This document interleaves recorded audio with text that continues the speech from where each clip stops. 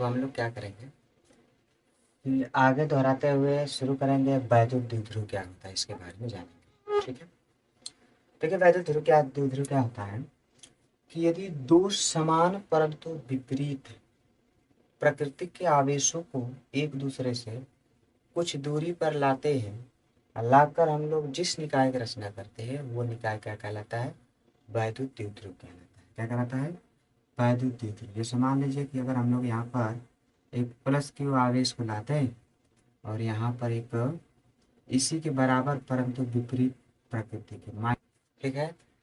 जैसे कि अगर मान लीजिए कि प्लस क्यू आवेश और माइनस क्यू आवेश एक दूसरे से 2l लंबाई के दूरी पर रखा गया हो। कितने लंबाई की दूरी पर रखा गया हो, 2l लंबाई की दूरी पर रखा गया हो, तो इस निकाय को हम लोग क्या कहते हैं, द्विध्रुव कहते हैं। क्या कहते हैं, द्विध्रुव कहते हैं। ठीक, तो द्विध्रुव बराबर जो होता है, द्विध्रुव को हम लोग प्रायः स्मॉल p से प्रदर्शित करते हैं, डाइपोल को। ठीक है, तो p बराबर ये होता है, द्विध्रुव बराबर होता है किसी एक आवेश और इन दोनों आवेशों के बीच की दूरी का गुणनफल, अर्थात p बराबर होता है 2ql। ठीक है, इसका मात्रक होता है coulomb into metre, coulomb into metre. बीमा भी आप वैसे निकाल ही लेंगे, वैसे आपको पूछता नहीं है लेकिन ठीक है निकाल सकते हैं आप, जब कोई दिक्कत नहीं दोहराएंगे। ठीक है, अब इसी श्रेणी में पढ़ेंगे हम लोग कि वैद्युत द्विध्रुव आघूर्ण, वैद्युत द्विध्रुव आघूर्ण। ठीक है, कि बाह्य वैद्युत क्षेत्र के कारण वैद्युत द्विध्रुव पर बल आघूर्ण। अब देखिए होता क्या है कि अगर पहले से कोई बाह्य वैद्युत क्षेत्र मान लेते हैं कि ई है, और इस वैद्युत क्षेत्र में हम लोग किसी द्विध्रुव को यदि वैद्युत क्षेत्र के साथ थीटा कोण बनाते हुए यदि हम रखते हैं, तो इस वैद्युत क्षेत्र पर, इस वैद्युत क्षेत्र के कारण इस वैद्युत द्विध्रुव पर एक बल लगता है।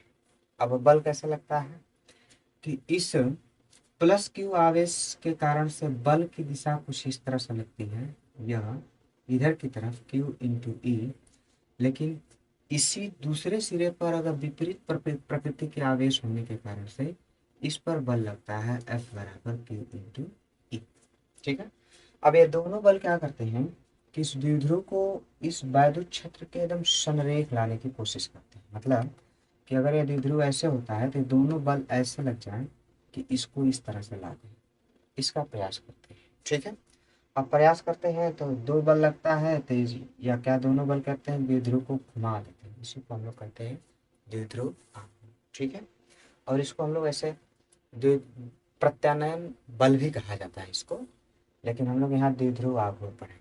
एक्चुअली इसको हम लोग टाउ से प्रदर्शित करते हैं। ठीक है, तो हम लोग जानते हैं कि मान लेते हैं कि एक वैद्युत क्षेत्र ई है और इस वैद्युत क्षेत्र में एक 2l लंबाई का द्विध्रुव आघूर्ण है जिसके समान परंतु विपरीत आवेश के दो सिरे हैं, माइनस क्यू और प्लस क्यू, और यह वैद्युत क्षेत्र के साथ थीटा कोण पर रखा गया है। जब थीटा कोण पर रखा गया है तो हमको क्या करना है कि इस द्विध्रुव का हमको द्विध्रुव आघूर्ण अर्थात टाउ ज्ञात करना है। तो टाउ बराबर हम लोगों ने पढ़े हैं कि होता है कोई एक बल गुणे दोनों बलों की क्रिया रेखाओं के बीच की लंबवत दूरी, दोनों बलों की क्रिया रेखाओं के बीच की लंबवत दूरी लिख सकते हैं, दोनों बलों के क्रिया रेखाओं की बीच की दूरी कुछ इस तरह से। तो हालांकि टाउ बराबर हमको तो एक चीज मिल चुकी है, एक चीज मिल चुका है, बल कितना होता है Q इंटू ई, लेकिन हमको चाहिए दोनों बलों के बीच की क्रिया रेखा, दोनों बलों की क्रिया रेखाओं के बीच की लंबवत दूरी, बीच की क्या चाहिए, लंबवत परपेंडिकुलर दूरी चाहिए। ठीक है, इसके लिए क्या करेंगे, हम लोग पहले लंबवत दूरी ज्ञात करने की कोशिश करेंगे। तो यहाँ से लंबवत दूरी निकाल लेते हैं। ठीक है, अब देखिए ये थीटा कोण बना रहा है, तो थीटा कोण बना रहा है तो हमको यही चाहिए। जैसे हम लोग मान लेते हैं, इसका नाम लिख देते हैं, यह ए है, यह बी है, यह सी है। ठीक है, तो हमको चाहिए क्या, इसमें ए सी चाहिए, तो ए सी को हम लोग इधर ज्ञात करेंगे। ये देखते हैं। तो AC देख रहे हैं कि एक समकोण त्रिभुज बन रहा है। समकोण त्रिभुज में हमको एक कोण पता हुआ है, आधार पता है, लंब पता है। तो हम लोग इस समकोण अर्थात राइट एंगल ट्रायंगल के आधार पर इस AC की वैल्यू निकाल सकते हैं। जैसे इसका मान पता है, यह हाइपोटेनस अर्थात कर्ण है और यह परपेंडिकुलर अर्थात लंब है। तो हम लोग इसको लिख सकते हैं कि साइन थीटा बराबर हो जाएगा लंब बटा के कर्ण, हो जाएगा AC बटा के BC, AC बटा के BC। तो हमको AC ज्ञात करना है, तो AC बराबर हो जाएगा BC गुणे साइन थीटा। तो AC का मान हो जाएगा, BC का मान हमारे पास है 2L और इंटू साइन थीटा। अब इससे क्या करेंगे कि AC का मान यहाँ पर रख देंगे। AC का मान रख देंगे, टाउ बराबर हो जाएगा QE into 2L sine theta. तो द्विध्रुव आघूर्ण टाउ बराबर हो जाएगा 2QLE साइन थीटा, या इसी को लिख सकते हैं ऊपर कि टाउ बराबर 2QL को हम लोग P कहते हैं। क्या कहते हैं?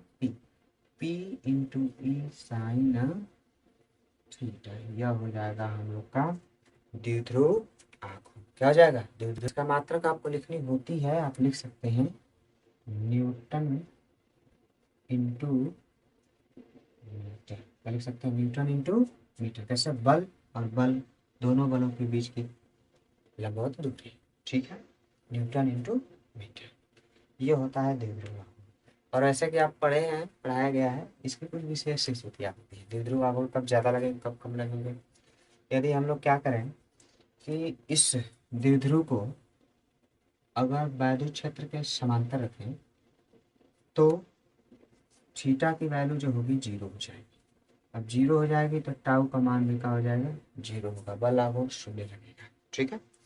यदि हम लोग क्या करें कि इस द्विध्रुव को वैद्युत क्षेत्र के एकदम लंबवत ऐसे रखें, तो लंबवत रखेंगे तो थीटा का मान जो होगा 90 डिग्री हो जाएगा। तो इस कंडीशन में टाउ की जो वैल्यू अर्थात बल आघूर्ण की जो वैल्यू होगी वो एकदम मैक्सिमम होगी। मतलब इसको लिख सकते हैं टी टाउ मैक्स बराबर हो जाएगा पी ई साइन 90 डिग्री, और पी ई साइन 90 डिग्री की वैल्यू आ जाएगी साइन 90 की वैल्यू 1, तो आपका आंसर हो जाएगा पी इंटू ई, अर्थात टाउ मैक्स की वैल्यू हो जाएगी पी इंटू ई। ठीक है, यह रहा हम लोग का बाह्य वैद्युत क्षेत्र के कारण से वैद्युत द्विध्रुव पर बल। उम्मीद है समझ